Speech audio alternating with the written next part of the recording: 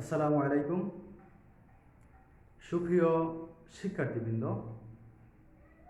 শ্রদ্ধেয় অভিভাবক মণ্ডলী ও সংগ্রামী সহযোদ্ধা শিক্ষক মণ্ডলী, যে যেখান থেকে আমার এই লাইভ ক্লাস দেখতে পাচ্ছেন, সবাইকে আমার ক্লাসে স্বাগত এবং শুভেচ্ছা জানিয়ে আমার লাইভ ক্লাস এখানেই শুরু করছি।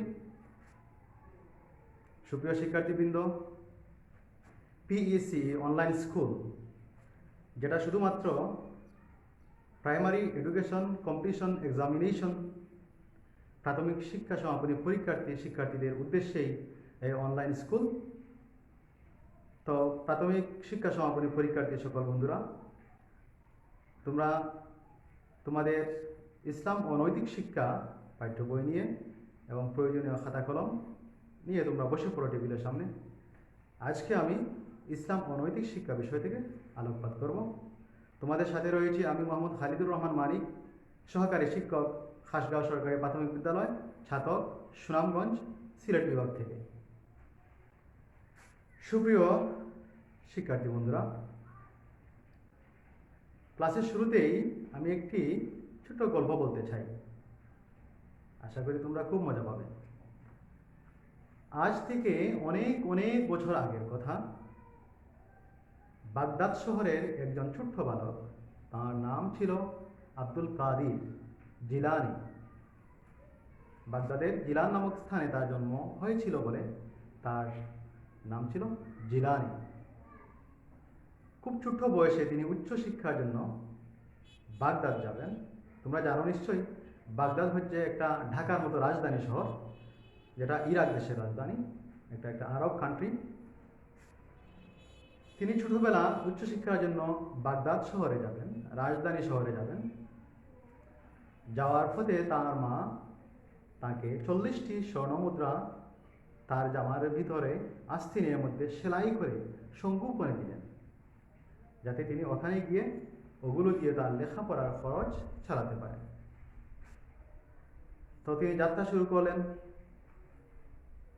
তার মা বিদায়ের সময় তাকে বললেন, প্রিয় বৎস, সদা সত্য কথা বলবে, মিথ্যা কথা বলবে না। তিনি যাত্রা শুরু করলেন একটি কাফেলার সাথে, একটি বণিক দলের সাথে। যাওয়ার পথে পথিমধ্যে একদল ডাকাত তাদের দলে আক্রমণ করলো। যার কাছে যা কিছু পেল সব ছিনিয়ে নিল। অবশেষে এক ডাকাত এসে বলল, হে বালক, তোমার কাছে কি কিছু আছে? থাকলে দিয়ে দাও। তিনি বললেন, হ্যাঁ, আমার কাছে 40টি স্বর্ণমুদ্রা আছে। তখন সেই ডাকাত অবাক হয়ে গেল। সে তার সাথে সবাইকে, তার নেতা যে ছিল তাকে ডেকে আনলো, যে সর্দার, এই বালকটি বলছে তার কাছে নাকি 40টি স্বর্ণমুদ্রা আছে। তখন সর্দার বলল, দেখি তোমার স্বর্ণমুদ্রা কোথায়। তিনি তার জামার আস্তিনের ভিতর থেকে দেখিয়ে দিয়ে বললেন, এই হচ্ছে আমার 40টি স্বর্ণমুদ্রা। তখন ডাকাত দলের সর্দার ভাবল, তোমার কাছে তো ওগুলি খুব সংগোপনে ছিল, আমরা খুঁজে পেতাম না, তুমি ওটা বললে কেন? তখন ছোট্ট বালক বললেন, মা আমাকে বলেছেন মিথ্যা কথা না বলতে, সর্বদা সত্য কথা বলতে। আমি তো মিথ্যা বলতে পারি না। এই ছোট্ট বালকের এই নৈতিকতা, এই আদর্শ, তার এই সততা ও সত্যবাদিতা দেখে ডাকাত দলের সবাই তারা খুব মুগ্ধ হয়ে গেল, তারা গলিত হয়ে গেল। তারা আল্লাহর কাছে তওবা করলো এবং তারা ভালো মানুষ হওয়ার পণ করলো। পরিশেষে তারা সবাই ভালো মানুষ হয়ে গেল। তো এখান থেকে আমরা গল্প থেকে শিক্ষা পেলাম যে নৈতিকতা, সততা, সত্যবাদিতা মানুষের কত বড় বন্ধু হতে পারে। তো প্রিয় শিক্ষার্থী, আজকে আমরা পঞ্চম শ্রেণীর ধর্ম ও নৈতিক শিক্ষা থেকে, ইসলাম ও নৈতিক শিক্ষা থেকে 3য় অধ্যায় থেকে আলোচনা করছি, যে অধ্যায়ের শিরোনাম হচ্ছে আখলাক বা চরিত্র ও নৈতিক মূল্যবোধ।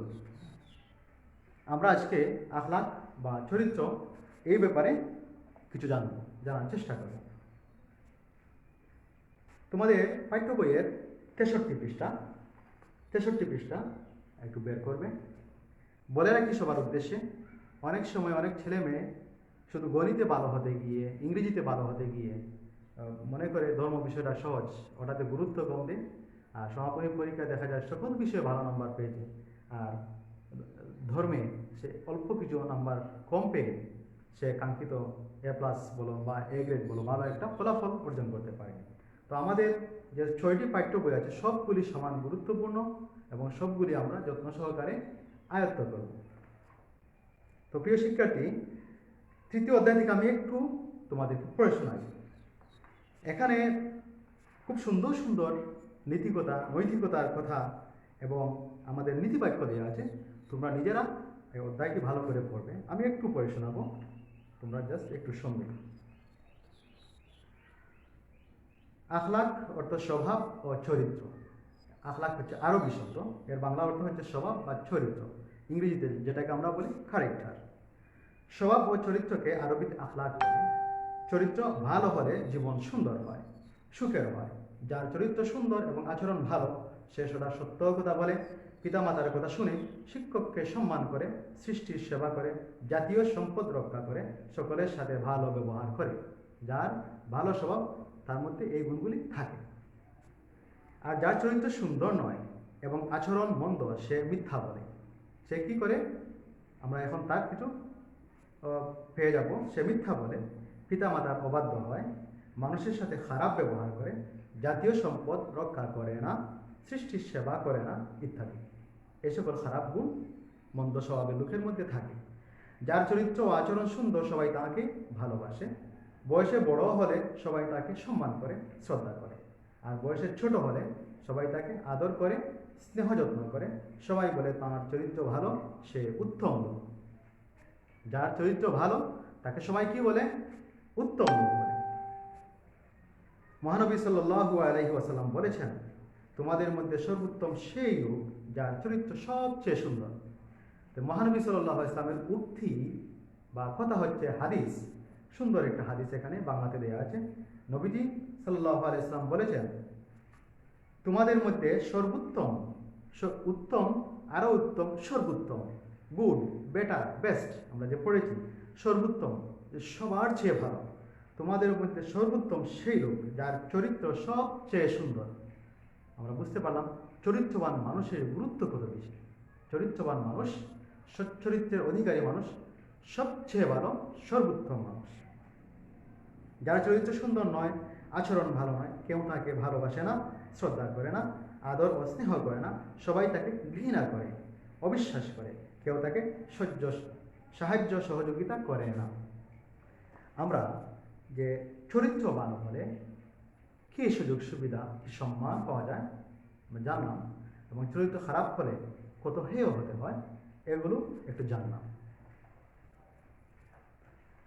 এরপরে দেখো, আখলাক ও নৈতিক মূল্যবোধের একটি আদর্শ কাহিনী দেওয়া আছে, যেখানে হযরত আব্দুল কাদের জিলানী রহমতুল্লাহ আলাইহি এর কাহিনী, যেটা আমি তোমাদেরকে প্রথমে বলে দিয়েছি, এটা তোমরা পড়ে নেবে। প্রিয় শিক্ষার্থী, এখানে লক্ষণীয় হচ্ছে আমাদের চরিত্র সুন্দর ও আচরণ ভালো করতে হলে আমরা কিছু গুণ অর্জন করব। এখানে নীল খালি দিয়ে দেয়া হয়েছে এই যে ভালো কাজগুলি, ভালো কাজের উপমাগুলি, ওগুলি তোমরা মনোযোগ সহকারে পড়বে। আমি সব কিছু পড়তে গেলে আমার সময় এখানেই শেষ হয়ে যাবে। এটা এমন একটা বিষয় যেটা প্রত্যেকটি লাইন পড়লে আমরা মজা পাবো, প্রত্যেকটি লাইন আমরা সহজে অনুধাবন করতে পারবো। তোমরা এই অধ্যায়ের এই এতটুকু সৃষ্টির সেবা এর উপর পর্যন্ত তোমরা ভালো করে পড়ে নেবে, কয়েকবার পড়বে। তো এখন আমি সমাপনী পরীক্ষার আলোকে একটু আলোচনা করব। আমাদের প্রত্যেক অধ্যায়ের শেষে অনুশীলনী থাকে। তো অনুশীলনী থেকে অনেক প্রশ্ন থাকে, ওগুলি আসে। অনুশীলনীর বাইরে থেকে অনেক প্রশ্ন আসে। তো বাইরে থাকলে ওগুলি কোথাও, ওগুলোকে বইয়ের বাইরে থেকে আসে? মুঠেই নয়, এগুলো আমাদের পাঠের ভিতর থেকে আসে। আমরা যদি পাঠটি পুঙ্খানুপুঙ্খ রূপে পড়ি এবং বোঝার চেষ্টা করি, তাহলে আমরা যে কোনো প্রশ্ন, যে কোনো সমস্যা আমরা সমাধান করে দিতে পারব। তো আমরা আজকে যে আলোচনা করলাম তারই যোগসূত্র ধরে আমরা এখানে কিছু সঠিক উত্তরের পাশে ঠিক চিহ্ন দাও, এগুলো আমরা পড়ে নেব, এক পলকে আমরা এগুলো পড়ে নেব। আমাদের প্রাথমিক শিক্ষা সমাপনী পরীক্ষায় সংক্ষিপ্ত প্রশ্ন উত্তর 15টি আসে, যেগুলোর 2 করে নাম্বার 30 নাম্বার। এরপর শূন্যস্থানে থাকে 12 নাম্বার এবং মিলকরণ, বাম পাশ ডান পাশ মিলকরণে থাকে 10 নাম্বার, এই থাকে 52 নাম্বার। আর 48 নাম্বার থাকে আমাদেরকে 8টি প্রশ্নের মোটামুটি রচনামূলক প্রশ্নের উত্তর লিখতে হয়, যেখানে প্রত্যেকটি প্রশ্নের মান থাকে 6 করে। তো এই যে 8টি যে প্রশ্ন দিতে হবে ওগুলো সৃজনশীল আকারে দেওয়া থাকে। যেমন আমি যদি একটা প্রশ্ন করি, আব্দুল কাদের জিলানী ওনার দেশের নাম কি? উচ্চশিক্ষায় যাওয়ার পথে তিনি যে ডাকাত দলের আক্রমণের শিকার হয়েছিলেন এ ব্যাপারে তুমি 5টি বাক্য লেখো। এটা একটা সংক্ষিপ্ত প্রশ্ন, এটা একটা রচনামূলক প্রশ্ন হয়ে গেল, সৃজনশীল প্রশ্ন হয়ে গেল, এখানে থাকবে 6 নম্বর। এভাবে বইয়ের ভিতর থেকে বিভিন্ন প্রশ্ন করা হয়। তো আমরা এখানে যদিও বহু নির্বাচনী প্রশ্ন এখন থাকে না, এখান থেকে অনেক তথ্য শূন্যস্থান হিসেবে আসতে পারে, সংক্ষিপ্ত প্রশ্ন উত্তরে চলে আসতে পারে, ওগুলো আমরা যত্ন সহকারে পড়ে নেব। তোমাদের পাঠ্য বইয়ের 86 পৃষ্ঠা একটু বের করো আমার সাথে, তোমরা একটু মিলিয়ে নেবে। আমরা বইয়ের দাগ দিতে পারবো, এতে সমস্যা নেই। প্রথম দ্বিতীয় শ্রেণীতে আমরা বইয়ের মধ্যে আঁকা আঁকি করি, লিখি, এটা কোনো সমস্যা নেই।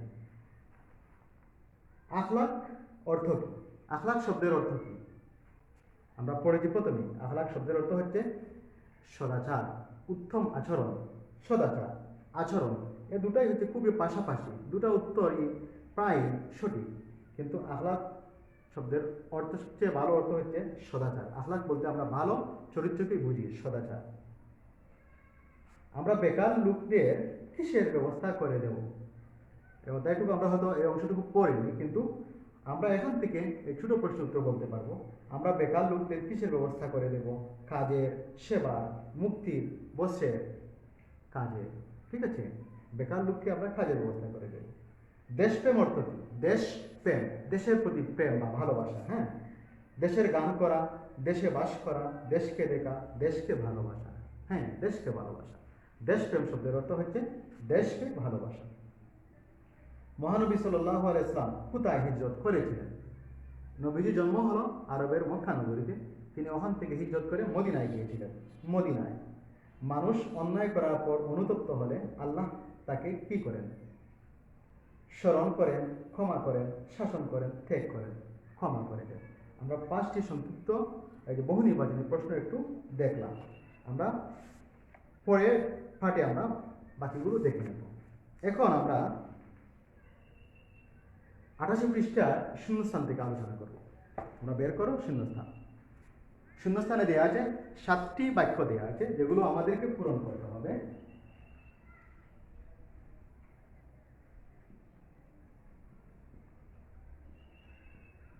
শূন্যস্থান পূরণ করো। আমি পুরো বাক্য লিখতে যাব না, শুধু শূন্যস্থানে কি বসতে পারে তোমাদের সাথে শেয়ার করে করে এখানে লিখব। প্রথমে দেওয়া আছে যার আচরণ ভালো সে সকলের সাথে ভালো রেশ করে। বলো তো, যার আচরণ ভালো সে সকলের সাথে ভালো ডেশ করে। ভালো কি করে? ভালো আচরণ করে, ভালো ব্যবহার করে। আমরা শূন্যস্থানে আচরণ এবং ব্যবহার একই সমার্থক শব্দ। আমরা বইয়ে যে শব্দটা দেওয়া আছে হুবহু আমরা ওটা দেওয়ার চেষ্টা করব। যদি ওটা না দিয়ে, যদি না আসে আমাদের মনে, যদি এর সমার্থক শব্দ দিয়ে দিই তাহলেও মন্দ হবে না, তাহলেও চলে যাবে আমাদের। তো আমরা বইয়ের হুবহু শব্দটি দেওয়ার চেষ্টা করব। যার আচরণ ভালো সে সকলের সাথে ভালো ড্যাশ করে, কি করে? ব্যবহার করে, সুন্দর ব্যবহার। এবং শূন্যস্থান আমরা পূরণ করতে গিয়ে শূন্যস্থানে যে শব্দটি বসাবো বা শব্দগুচ্ছ বসাবো তা নিচে দাগ দিয়ে দেব। আমরা পরীক্ষায় যদি আমাদের পর্যাপ্ত সময় থাকে, অবশ্যই ধর্ম অনৈতিক শিক্ষায় আমরা পুরো বাক্যটা লিখে দেবো যদি নির্দেশনা দেওয়া থাকে। আর না থাকলে আমরা যদি শূন্যস্থানে শব্দটি শুধু বলে দিই তাহলেও আমাদের হয়ে যায়। 2 নম্বরে আছে মানুষ আল্লাহর সকল সৃষ্টির প্রতি দেশ দেখাবে।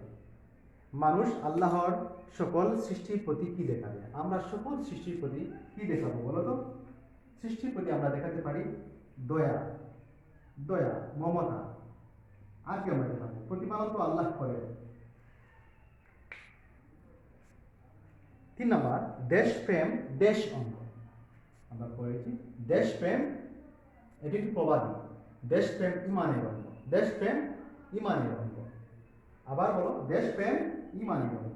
ইমানটি এখন হ্রস্ব ই দিয়েও লেখা যায়। দীর্ঘ ই দিয়ে দেখলেও আমাদের হবে। ইমানের অঙ্গ বই এভাবে দেওয়া আছে হ্রস্ব ই দিয়ে। 4 নম্বরে আছে হিজরতের সময় মহানবী সাল্লাল্লাহু আলাইহি ইসলাম তার জন্মভূমি দেশ অত্যন্ত কষ্ট পেয়েছিলেন। তার জন্মভূমি কি? তার জন্মভূমি কোন নগরে? মক্কা নগরে।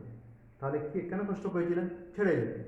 এখানে আমরা লিখব হিজরতের সময় মহানবী সাল্লাল্লাহু আলাইহি ইসলাম তার জন্মভূমি মক্কা নগরী ছেড়ে যেতে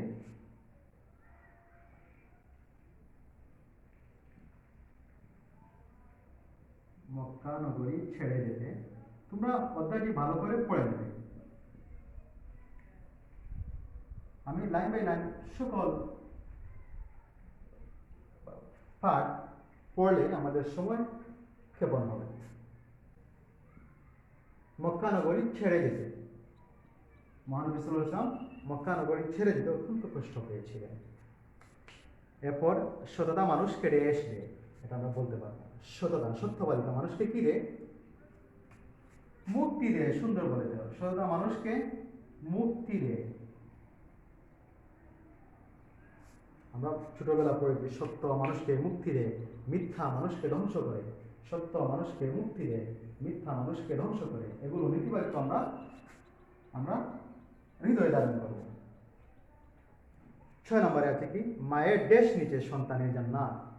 মায়ের কিসের নিচে বলো তো? মায়ের কিসের নিচে সন্তানের জান্নাত?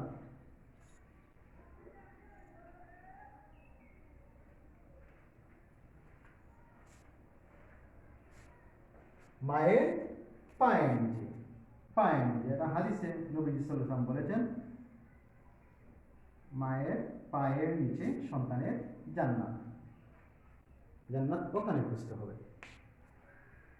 সবার শেষে যে শূন্যস্থানটি দেওয়া আছে, চেষ্টা ও শ্রম দেশ চাবিকাঠি। চেষ্টা ও শ্রম দেশ চাবিকাঠি। কিসের চাবিকাঠি? সাফল্যের। সাফল্যের চাবিকাঠি, বা সাফল্য মানে সফলতা। সাফল্যের চাবিকাঠি বা সফলতার চাবিকাঠি বললেও আমাদের হবে। তো এটা হচ্ছে কোরআনের বাণী। আল্লাহ তাআলা বলেছেন তোমরা যা চেষ্টা করবে তাই পাবে। সুপ্রিয় শিক্ষার্থী, কিন্তু তোমরা উঠিয়ে নিয়েছো নিশ্চয়ই এগুলি। শূন্যস্থানে আমরা এই শব্দগুলি বইয়ে দেওয়া আছে, আমরা বই পড়লে পাবো। আমরা ওগুলো কয়েকবার পড়ে নেব, আমাদের মনের মধ্যে ওগুলো গেঁথে থাকবে। তাহলে মুছে দিলাম। কেমন? এখন আমাদের 3 নম্বর প্রশ্ন যেটা আসে পরীক্ষা, সমাপনী পরীক্ষায় মিল করো। বাম পাশের শব্দগুচ্ছ বাক্য বা বাক্যাংশের সাথে ডান পাশের বাক্যাংশ বা শব্দগুচ্ছ আমরা মিল করি। এখানে দেওয়া আছে যেগুলো, আমরা এগুলো আজকে আলোচনা করব। লক্ষ্য করো, গ নম্বর, বাম পাশের শব্দগুলোর সাথে ডান পাশের শব্দগুলো মিলাও। আমরা মিলিয়ে নেব, তাই তো?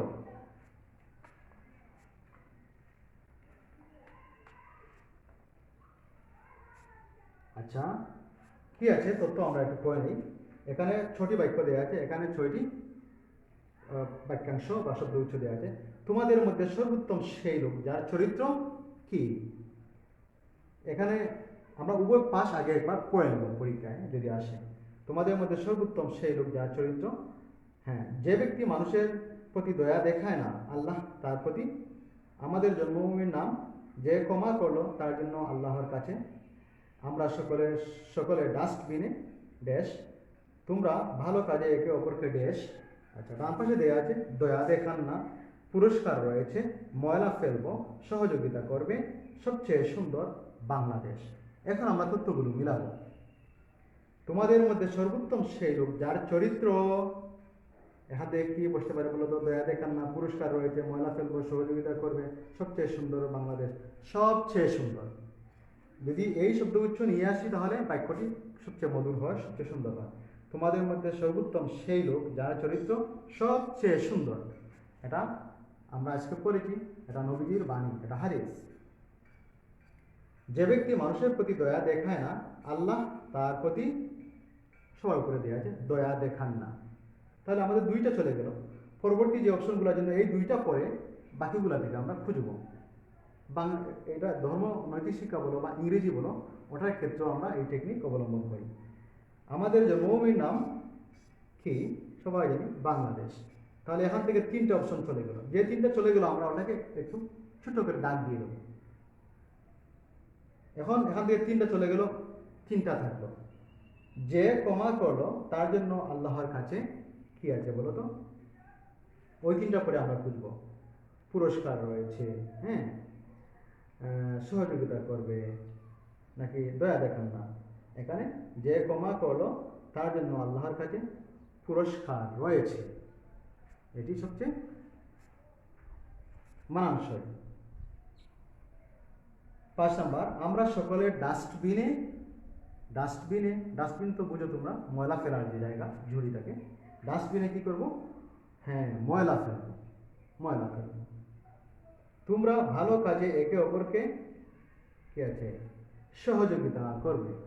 এটা আল্লাহ তাআলা পবিত্র কোরআনে বলেছেন, তোমরা ভালো কাজে একে অপরকে সহযোগিতা করবে আর মন্দ কাজ থেকে দূরে থাকবে। তাহলে এভাবে আমরা পেয়ে গেলাম ডান পাশ বাম পাশ। ওগুলো ওখানে লিখতে গেলে আমার অনেক সময় চলে যাবে, তো দেখলাম না, তোমরা মিলিয়ে নিয়েছো নিশ্চয়। এখন সংক্ষিপ্ত প্রশ্ন উত্তর থেকে আমরা কিছু আলোচনা করব, যেগুলো আমাদের পরীক্ষা আসে এবং প্রতিটা প্রশ্নের জন্য নাম্বার থাকে 2। 1 নম্বরে কি আছে? মহানবী সাল্লাল্লাহু আলাইহি ইসলাম সুন্দর চরিত্র সম্পর্কে কি বলেছেন? নবীজির সুন্দর চরিত্র সম্পর্কে কি বলেছেন আমরা আজকে প্রথমে পড়েছি। নবীজির একটা অমীয় বাণী, একটা হাদিস আছে, এটা আমরা কয়েকবার পড়বো এবং মুখস্থ করে নেব। মহানবী সাল্লাল্লাহু আলাইহি ওয়াসাল্লাম বলেছেন, হ্যাঁ, তোমাদের মধ্যে সর্বোত্তম সেই লোক যার চরিত্র সবচেয়ে সুন্দর। এটা হাদিসের বাণী, এটা আমরা মুখস্থ করব এবং এটার অর্থ আমরা যেভাবে ইচ্ছা সেভাবে পরিবর্তন করবো না, করতে পারবো না। মহানবী সাল্লাল্লাহু আলাইহি ওয়াসাল্লাম বলেছেন, তোমাদের মধ্যে সর্বোত্তম সেই লোক যার চরিত্র সবচেয়ে সুন্দর। কি বলেছেন? তোমাদের মধ্যে সর্বোত্তম সেই লোক যার চরিত্র সবচেয়ে সুন্দর। তাহলে এটা লিখলাম না, এটা এই হাদিসের বাণীটা আমরা মুখস্থ করে নেব। আচ্ছা, সৃষ্টির সেবা কাকে বলে? 2 নম্বর প্রশ্ন, তা লিখে দিই, সৃষ্টির সেবা কাকে বলে? যদিও আমার আলোচনা এটা আসেনি। সৃষ্টির সেবা, আল্লাহ তাআলা এই পৃথিবীর যত জীব জন্তু প্রাণী রয়েছে সবগুলো আল্লাহর সৃষ্টি, তা আমরা সবগুলো সেবা কীভাবে করবো? আমরা একটি হিংস্র প্রাণী বাঘের সেবা কীভাবে করবো? একটা হিংস্র প্রাণী সাপের সেবা কীভাবে করতে পারি বলো তো? হ্যাঁ, আমরা করতে পারি। আমরা তাকে অযথা মারবো না, আমরা তাকে তার প্রতি দয়া দেখাবো, এই তো। কারণ আল্লাহ তাআলা বলেছেন, এই পৃথিবীর কোনো প্রাণী আল্লাহ অনর্থক সৃষ্টি করেননি, সবগুলো মানুষের উপকারের জন্য। পৃথিবীর সকল প্রাণী মানুষের উপকারের জন্য, এমনকি কেঁচুও মানুষের অহরহ দিবানিশি তার মানুষের উপকার করে যাচ্ছে। তাহলে সৃষ্টির সেবা বলতে কি বুঝি? যদি ছোট করে লিখি, আল্লাহর সৃষ্টির প্রতি দয়া দেখানো। সৃষ্টির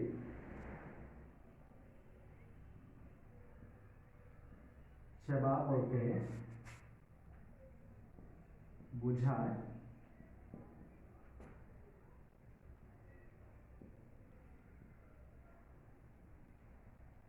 আল্লাহর সৃষ্টির প্রতি কি দয়া দেখানো। আল্লাহর সৃষ্টির প্রতি দয়া দেখানো। তোমরা উঠিয়ে নাও। সৃষ্টির সেবা বলতে বোঝায় আল্লাহর সৃষ্টির প্রতি দয়া দেখানো। 2টা প্রশ্ন চলে গেল। এরপর নাম্বার 3, মহানবী সাল্লাল্লাহু আলাইহি ওয়াসাল্লাম মক্কাবাসীদের কিসের আহ্বান জানিয়েছিলেন? মহানবী সাল্লাল্লাহু আলাইহি ওয়াসাল্লাম মক্কাবাসীদের কিসের প্রতি আহ্বান জানিয়েছিলেন? নবীজি যখন ধর্ম প্রচার শুরু করলেন তখন তিনি আল্লাহর পথে, দ্বীনের পথে ফিরে আসার আহ্বান জানিয়েছিলেন, তাই তো?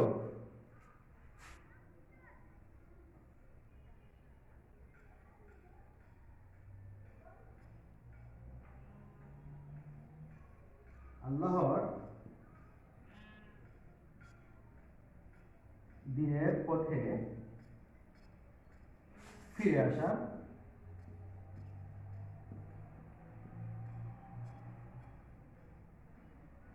আহ্বান জানিয়েছিলেন।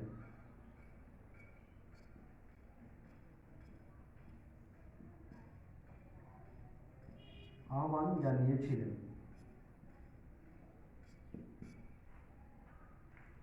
তখন নবীজি যখন আসেন এই পৃথিবীতে ধর্ম প্রচার শুরু করেন, তখন আরব দেশে তৎকালীন সময়ে শুধু মানুষের মধ্যে অন্যায়, অবিচার, রাহাজানি, কোন দর্শন, অনেক খারাপ কাজে ভরপুর ছিল।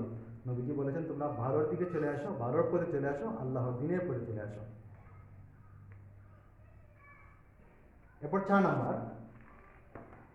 নম্বর ক্ষমাশীল ব্যক্তিকে। ক্ষমাশীল ব্যক্তি বলো তো, দয়ালু ব্যক্তিকে। দয়ালু ব্যক্তি হচ্ছে যে দয়া দেখায়, যে আল্লাহর সৃষ্টির প্রতি দয়া দেখায়। তাহলে ক্ষমাশীল ব্যক্তিকে, যে মানুষকে ক্ষমা করতে পারে, সেই তো ক্ষমাশীল ব্যক্তিকে। যে ক্ষমা করতে পারে, এটা মানুষ বলো বা একটা জন্তু বলো, যে ক্ষমা করতে পারে সে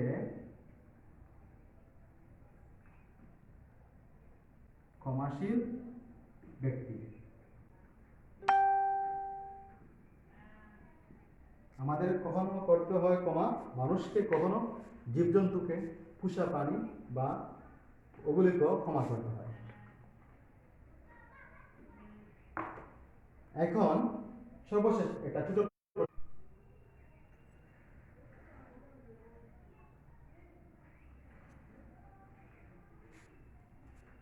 নেটওয়ার্ক সমস্যা করছে। যাই হোক, প্রিয় শিক্ষার্থীবৃন্দ, 5 নম্বর প্রশ্নে মন্দ কাজ কাকে বলে? মন্দ কাজ কি? যে খারাপ কাজ, অন্যায় কাজ, হ্যাঁ, যে কাজের মানুষ প্রশংসা করে না, ওগুলোই তো মন্দ কাজ, তাই তো? তাহলে খারাপ ও অসৎ কাজকে মন্দ কাজ বলে। খারাপ এবং অসৎ, খারাপ ও অসৎ কাজকে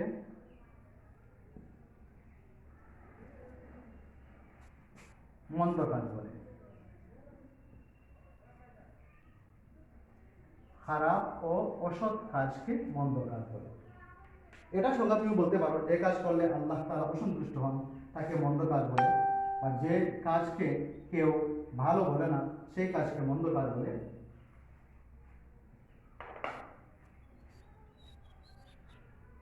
ঠিক আছে প্রিয় শিক্ষার্থী বন্ধুরা, এখন আমি আমার পাঠের প্রায় শেষ পর্যায়ে চলে এসেছি। এখন আমি তোমাদেরকে একটা বাড়ির কাজ দেব। দেখো, যেটা 89 পৃষ্ঠা দেওয়া আছে, বর্ণনামূলক প্রশ্ন বা রচনামূলক প্রশ্ন। আমরা কোন কোন মন্দ আচরণ থেকে দূরে থাকব? আমরা কোন কোন মন্দ আচরণ থেকে দূরে থাকব, তোমরা তার একটা তালিকা তৈরি করবে। পরীক্ষা হয়তো থাকবে, তা 5টি বাক্যে লেখো। কিন্তু এখন যেহেতু আমাদের পরীক্ষা নয়, যে আমরা কোন কোন মন্দ কাজ থেকে দূরে থাকবো সেটা একটা তালিকা করবো। আমরা যতগুলি কাজ আমাদের মনে আসবে আমরা লিখতে পারি, লিখবো আমাদের নোট খাতায় এবং বিদ্যালয় খোলার পর আমাদের শ্রেণী শিক্ষককে দেখাবো।